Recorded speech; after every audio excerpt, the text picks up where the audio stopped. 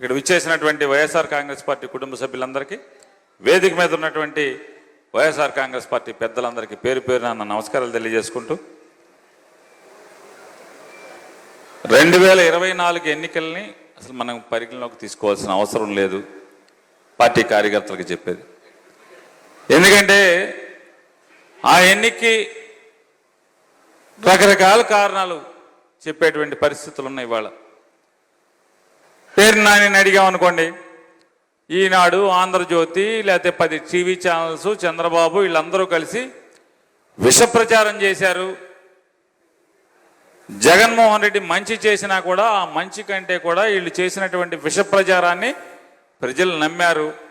వాళ్ళేదో జగన్ కన్నా ఇంకా ఎక్కువ చేస్తామని చెప్పిన మాటను నమ్మారు, ప్రజలు మోసపోయారు అని నేను చెప్తాను. కేంద్ర మంత్రి నిర్మలా సీతారామన్ గారి భర్త గారు ఉన్నారు, పరకాల ప్రభాకర్ గారు ఉన్నారు. వారు మరొకటి చెప్తారు. సాయంత్రం 6 గంటల నుంచి తెల్లారుజామున 2 గంటల దాకా రాష్ట్రంలో 48 లక్షల ఓట్లు పోలైనవి. 2 నిమిషాలకి 3 ఓట్లు పోలైనవి. ఇది సాధ్యమా? సాయంత్రం 5 గంటల నుంచి కూడా లైన్లో నుంచి తెల్లవారుజామున 2 గంటలకు కూడా ఓటేసినటువంటి ఓటర్స్ ఉన్నారా? ఈ చాలా అనుమానాలు ఉన్నాయి. ఎన్ని చెప్పండి, ఎన్నికల కమిషన్ వెబ్సైట్లోనే ఉన్నాయి. ఏం జరిగింది అనేది చెప్పాలి అని ఆయన చెప్తాడు.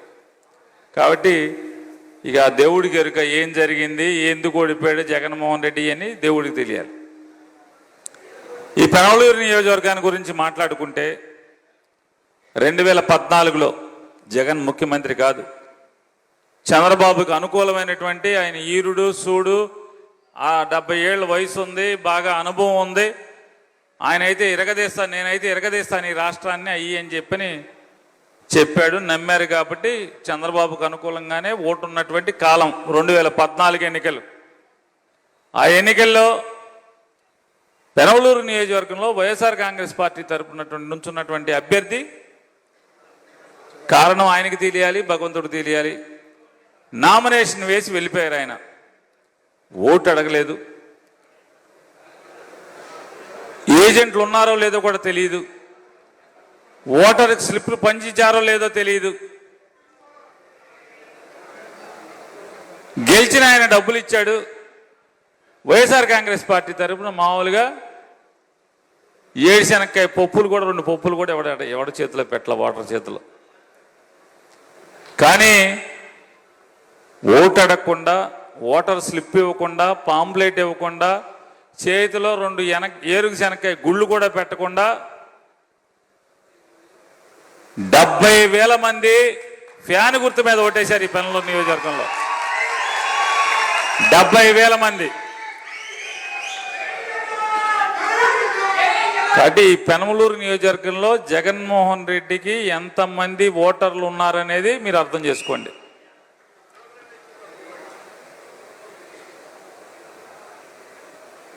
రేపు 29వ ఎన్నికలు.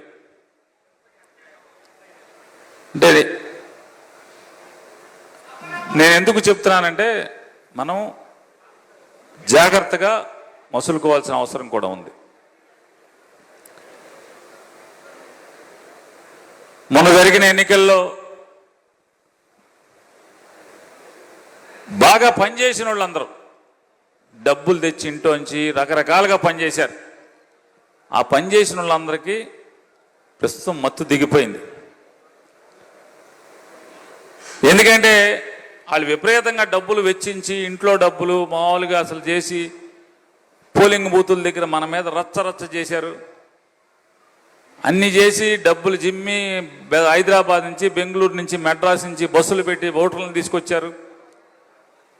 వాళ్ళ ఇంట్లోనే టిఫిన్లు వండారు, వాళ్ళ ఇంట్లోనే అండాలు వండారు. అసలు మామూలుగా ఒక రకం చేయలేదు. ఇవాళ కంచే చేయమేసినట్టుగా, పాము తన గుడ్లని తనే తిన్నట్టుగా ఇవాళ తెలుగుదేశం పార్టీ ఎమ్మెల్యేలు కానీ, తెలుగుదేశం పార్టీ ప్రభుత్వంలో ఉన్నటువంటి మంత్రులు కానీ పాము తన గుడ్లను తను తిన్నట్టుగానే వాళ్ళ కార్యకర్తల్ని, వాళ్ళ నాయకుల్ని వాళ్లే మింగేస్తున్నటువంటి పరిస్థితులు ఇవాళ చూస్తున్నాం.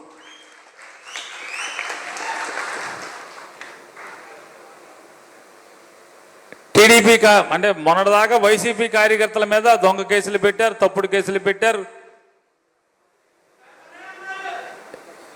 తగ్గింది మెల్లగా. ఇప్పుడు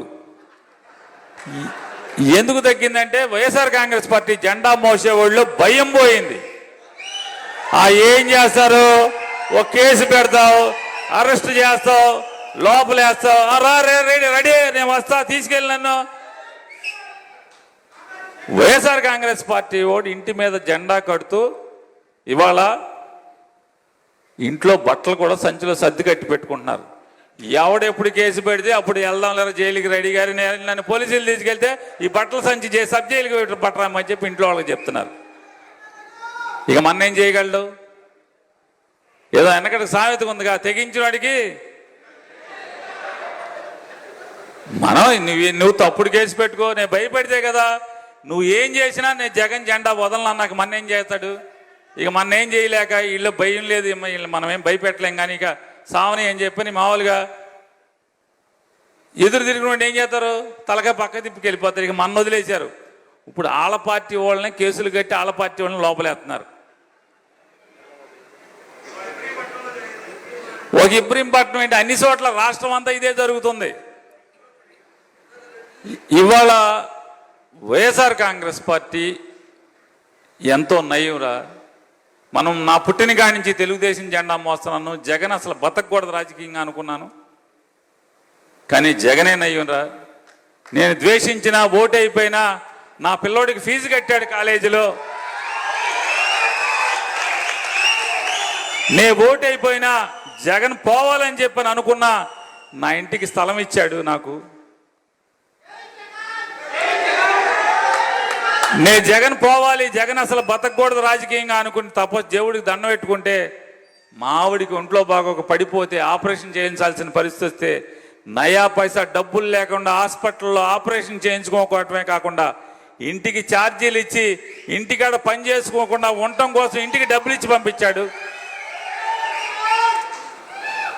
ఇదేం కర్మరా, జెండా మోసాం, ఇంటికి వెళ్ళి వైద్యం చేయించుకోవాలంటే ఇంట్లో ఎవడికన్నా బాగోకపోతే ఎమ్మెల్యే పిఏ దగ్గర పడిగాపులు పడాలి, ఎమ్మెల్యే పిఏ దగ్గర లెటర్ తెచ్చుకోవాలి. లెటర్ తెచ్చుకుంటే కానీ హాస్పిటల్లో ఆరోగ్యశ్రీ పనిచేయదు. ఆడికి పిఏకి చిల్లర కొట్టాలి, చిల్లర కొట్టింది ఆడు లెటర్ ఇవ్వడు. పోలీస్ స్టేషన్కి వెళ్తే డబ్బులు లేదే పని అవ్వదు. ఎంఆర్ఓ ఆఫీస్కి వెళ్తే డబ్బులు కొట్టిందే పని అవ్వదు. ఏ ఆఫీస్కి వెళ్ళినా ఎక్కడికి వెళ్ళినా డబ్బులు కొడితే పని అవ్వట్లేదు. ఇదేం కర్మరా అని చెప్పని ఇవాళ తెలుగుదేశం పార్టీ కరడుగట్టిన కార్యకర్తలు కూడా లబలబలాడిపోతున్నారు. ఎప్పుడు పోతుందా ఈ దరిద్రం, ఈ చంద్రబాబు ప్రభుత్వం ఎప్పుడు కూలిపోతుందా అని చెప్పని ఓటేసినోడు, తపస్సు చేసినోడు, సొమ్ము జిమ్మి ఖర్చు పెట్టినోడే ఇవాళ దేవుణ్ణి కోరుకుంటున్నాడంటే ఇవాళ ఎంత దివాళా కోరుతనంతో ఉంది ఈ ప్రభుత్వం చూడండి. నేను పార్టీ దివాళా తీసింది, గవర్నమెంట్ దివాళా తీసింది, ఆ నియోజకవర్గాల్లో పార్టీ దివాళా తీసిందంటే ఇవాళ పొద్దున ఒక ఎమ్మెల్యే నేను దివాళా తీసానా, నాకు బోల్డెన్ డబ్బులు ఉన్నాయి, నాకు బోల్డెన్ డబ్బులు ఉన్నాయి అంటే నేను నీ డబ్బులు నీకు ఎంత ఉంటే నాకెందుకు, నీ డబ్బులతో నాకేం లెక్క, నీకు అప్పులుంటే లెక్కేంటి, నాకేం సంబంధం. రాజకీయం నేను మాట్లాడతా. రాజకీయంగా ఇవాళ ఉన్నటువంటి ఈ ప్రభుత్వం దివాళా తీసింది అన్ని రకాలుగా. ప్రజలకు ఇచ్చిన హామీలన్నీ కూడా మోసం చేసింది, హామీలకి సున్నా చుట్టింది. ఈ రాష్ట్రానికి సంపద సృష్టిస్తామని చెప్పి జనం కోసం తెచ్చినటువంటి 3,20,000 కోట్ల రూపాయలైతే ఇవాళ ఎందుకు తెచ్చాడో అర్థం కాదు, ఎవరి కోసం తెచ్చాడో అర్థం కాదు, ఏం చేశాడో అర్థం కాదు. 24 మాసాలు నిండేప్పటికీ 3,47,000 కోట్ల రూపాయలు అప్పు చేసేశాడు. సంపద సృష్టిస్తానన్నటువంటి నారా చంద్రబాబు నాయుడు. మరి దివాళా తీసిన ప్రభుత్వం కాదా? జగన్ 5 ఏళ్లలో జగన్మోహన్ రెడ్డి గారు జనం కోసం 2,60,000 కోట్ల రూపాయలు జనానికి పంచిపెట్టి 16,000 స్కూళ్లు బాగు చేసి, హాస్పిటల్ బాగు చేసి, 17 మెడికల్ కాలేజీలు బాగు చేసి, 4 పోర్ట్లు, 10 ఫిషింగ్ హార్బర్లు. ఇవాళ ఇంత చేసి ఆయన చేసిన అప్పు 3,00,000 కోట్లయితే ఇవాళ ఏమీ చేయకుండా, పథకాలు లేకుండా, అందరికీ సున్నం పూసి గాడిదెక్కి ఊరేగించి ఓటేసిన వాడినల్లా. సరే మనం ఎట్టాగా నమ్మలేదు, నమ్మిన వాళ్ళల్లా గుండు కొట్టి గాడిదెక్కి ఊరేగిస్తున్నారు కదా చంద్రబాబు నాయుడు. వాళ్ళు నమ్ముకున్న ఓటర్లనే మోసం చేశాడు, పంగనామాలు పెట్టాడు. వాళ్ళు బాధపడుతున్నారు. కాబట్టి మీరు గుర్తుపెట్టుకోవాల్సింది ఒకళ్ళనే కడుపులో. 2 ఏళ్ల నాడు జూన్ 4వ తారీఖు సాయంత్రం, లేదా జూన్ 5, జూన్ 6, జూన్ 7, జూన్ 12 ఎవడైతే మన ఇంటి మీదకి వచ్చి మనని బూతులు తిట్టాడు, మన ఇంట్లోకి అవ్వాయిసు వాలేసాడు, మన ఇంట్లోకి వంకాయ బాంబులు వేసాడు ఊరేగింపులో, మన ఇంట్లోకి డీజే తీసుకొచ్చి ఆటోనో ట్రాక్టర్నో తీసుకొచ్చి మన ఇంటి ముందు పెట్టి రచ్చ చేశాడు. వాళ్ళని మాత్రం కార్లు పగలు కొట్టారో, మోటార్ సైకిల్ పగలు కొట్టారో, ఎవరినైతే చేయి చేసుకుని కొట్టారో వాళ్ళని మాత్రం గుర్తుపెట్టుకోండి. కానీ మిగతా వాళ్ళు ఓటేసి బాగా డబ్బులు ఖర్చు పెట్టి ఇవాళ కన్నీరు మిన్నీరు అవుతున్నారో, లబలబలాడిపోతున్నారో, బావురుమని కన్నీళ్లు పెట్టుకున్నారో వాళ్ళ గురించి వాళ్ళు కనుక ఏమ్మ జగన్ నయ్యరా, మేము చక్రవర్తికి పనిచేస్తాక సిద్ధంగా ఉన్నావురా అంటే మాత్రం ఇప్పుడంటే ఎన్నికల దగ్గరికి వచ్చాక కాదు, ఇప్పుడంటే మెల్లగా వాళ్ళని శుభ్రంగా నీళ్లు జిమ్మేసేసి తీసుకొచ్చి చక్రవర్తితో కలిపే అవకాశం ఉంటే మాత్రం, అది మీకు ఇష్టమైతే మాత్రం చేయండి అని చెప్పని మీ అందరికీ చెప్తూ, ఎందుకంటే ఇక రోజుల దగ్గరికి వచ్చేసినాయి. 2 ఏళ్ళు అయిపోయింది. రేపు 2027 అక్టోబర్ నవంబర్ మాసం నుంచి జగన్మోహన్ రెడ్డి గారు పాదయాత్ర మొదలు పెడతాడు. ఇక పాదయాత్ర మొదలు పెట్టాక ఇంకా మనకి మామూలు జరుగుతూ ఉంటుంది. మనకి ఏ రకంగా ఉంటుందో మనకు తెలుసు. కాబట్టి ఈలోపు ఎవరన్నా మనసు మార్చుకుని మేము తప్పు చేశాం, పాపం చేశాం, జగన్ మాకెన్నో మేళ్లు చేసినా కూడా మేమే అత్యాశకి పోయి చంద్రబాబు నమ్మి ఇవాళ నామాలు పెట్టించుకున్నాం, పంగనామాలు పెట్టించుకున్నాం అని చెప్పని బాధపడితే కనుక ఖచ్చితంగా ఆ మారు మనసు పొందిన వారిని మాత్రం కౌగిలించుకోండి, ఆలింగనం చేసుకోండి. అది కూడా మనల్ని అవమానించకుండా ఉన్నవాళ్ళు మాత్రమే, మన్ని ఇళ్ల మీదకి వచ్చి దాడులు ధ్వంసం చేయనోళ్ళు మాత్రమే అర్థం చేసుకోండి. ఇక ఒక్క నిమిషం రాగండి, ఒక్క నిమిషం. జగన్మోహన్ రెడ్డి గారు చక్రవర్తిని మీకు అభ్యర్థిగా పనిచేయమని చెప్పారు.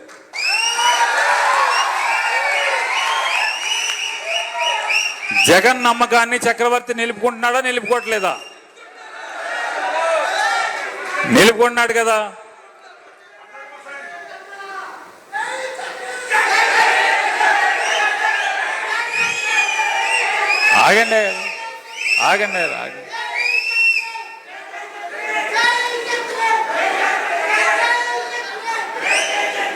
ఆగండి. నాకు కొడితే ఉపయోగమే ఉంది. నేనేమన్నా మిమ్మల్ని ఏమన్నా ఓట్లు వేయమని అడిగా, చక్రవర్తి కావాలా ఈయన కావాలని అడిగానండి. అదేం కాదు కదా. కాబట్టి మీరు చక్రవర్తి గారిని ఫ్యాన్ గుర్తుని గట్టిగా వడిచి పట్టుకోండి, గెలిపించండి. ఈ నియోజకవర్గంలో ఏ పార్టీ జెండా ఎగిరితే అక్కడ ముఖ్యమంత్రి అయ్యేది ఖాయం. కాబట్టి పెనమలూరు నియోజకవర్గంలో చక్రవర్తిని గెలిపించండి, ప్రజలకి అందుబాటులో ఉండండి, ప్రజలకి సేవ చేయండి, ప్రజలకు ఏం కావాలో చూడండి. ప్రతి కష్టంలో ఈ పెనమలూరు నియోజకవర్గంలో ఉన్నటువంటి ప్రతి ఒక్క ఇంట్లో ఏ ఇంట్లో కష్టం వస్తే ఆ కష్టం వచ్చిన చోట మీరుండాలి, మీతో పాటు చక్రవర్తి ఉండాలి. అది గుర్తుపెట్టుకుని పనిచేయమని చెప్పని మీ అందరికీ విజ్ఞప్తి చేస్తూ, ఇప్పటికే కాలాతీతం అయిపోయింది కాబట్టి అన్నిటికంటే ముఖ్యం ఓటు నిలబెట్టడం, మన ఓటు పోకుండా చూస్తాం. చంద్రబాబు నాయుడు జనాన్ని నమ్ముకోడు, జనం ఓటేస్తారు, జనానికి మంచి చేసి తద్వారా గెలుద్దాం అనుకోడు. ఎంతసేపు ఆండి కలుపుకుందాం, ఈండి కలుపుకుందాం, లేదా ఓట్లు ఎత్తేద్దాం, లేదా ఓట్లకు డబ్బులు ఇచ్చేద్దాం, ఇట్లాంటివి తప్పితే సరాసరిగా యుద్ధం చేసేటువంటి మనిషి చంద్రబాబు నాయుడు కాదు. కాబట్టి ఈ ఓట్లు ఎత్తేసే పని చంద్రబాబు నాయుడు చేయించకుండా, చేయనివ్వకుండా దమ్ముగా నిలబడండి. ప్రతి నిజమైన ఓటు, ప్రతి నికార్సైన ఓటు నిలబడేదానికి, ఓటర్ లిస్టులో ఉంచేదానికి మీరు ఒక్క నెల రోజులు అంటే జూలై 14వ తారీఖు దాకా గట్టిగా నడుం కట్టి పనిచేయమని చెప్పని మీ అందరికీ, తద్వారా జగన్ని గెలిపించడానికి మనం సగం పనిచేసినట్టే అనేది గుర్తుపెట్టుకోమని చెప్పని మీ అందరికీ విజ్ఞప్తి చేస్తూ, జై హింద్, జై జగన్, జై జగన్, జై జగన్.